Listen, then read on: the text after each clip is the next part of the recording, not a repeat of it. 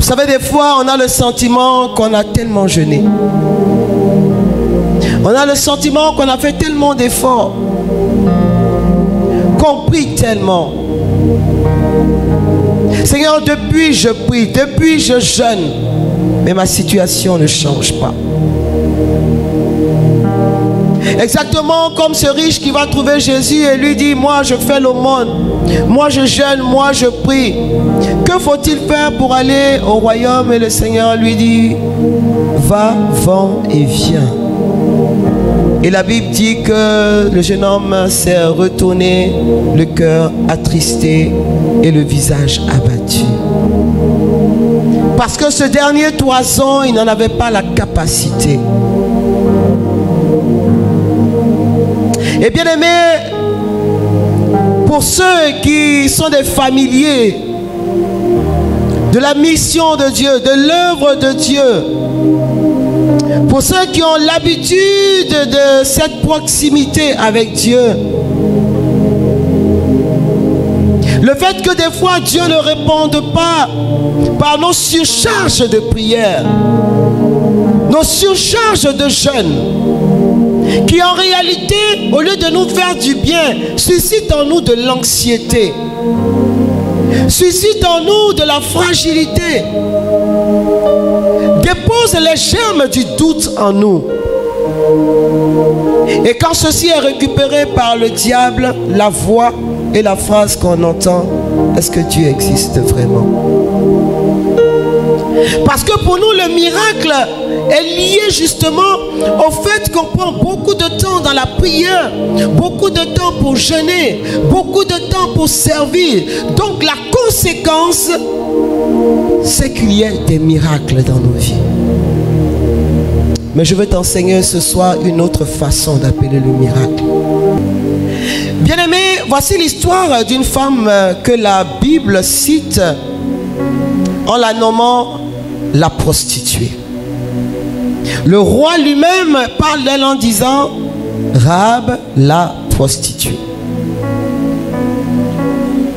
Voici cette femme qu'on a envie de dire déjà disqualifiée.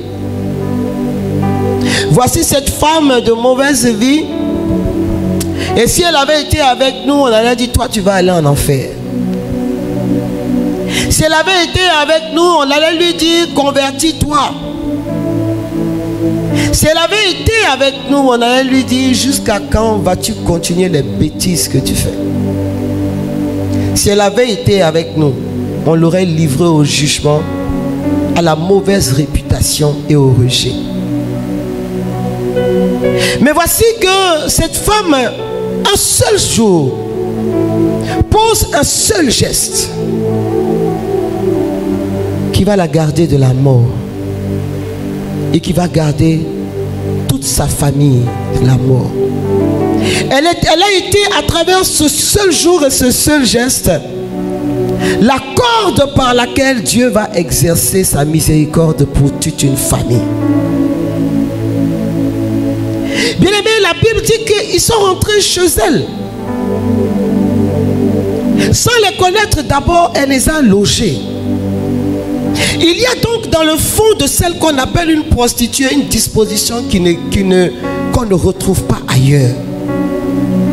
Parce que rappelons-nous que c'est Josué qui les a envoyés. Et quand Josué lui-même, serviteur de Moïse, établi dans cette grâce pour libérer le peuple et l'envoyer à Canaan, envoie d'autres personnes, ces personnes partent avec son onction. Et ces personnes partant avec son onction, c'est Dieu qui dirige leur pas. La Bible dit que c'est Dieu qui ordonne et qui guide le pas de ceux qui sont justes. Ils ont vu beaucoup de maisons, mais ils sont allés chez Rahab la prostituée. Parce qu'il y avait une disposition dans le cœur de Rahab qui ressemblait au cœur du Christ. Et cette disposition, c'est exactement ce que notre Père dans la foi a exercé lorsqu'il a accueilli ses anges et qu'à l'issue de ce merveilleux repas, la promesse d'Isaac est relâchée. Rahab est prostituée, mais elle a un bon fond.